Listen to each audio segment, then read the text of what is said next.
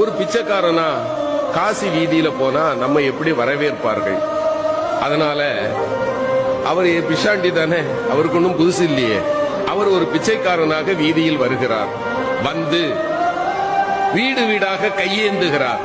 காலையிலிருந்து மாலை வரை காசிமா நகர் முழுக்க அலைந்த பிறகும் அன்னபூரணியினுடைய கணவனுக்கு ஒரு பிடி சோறு கொடுப்பதற்கு யாரும் தயாராக இல்லை.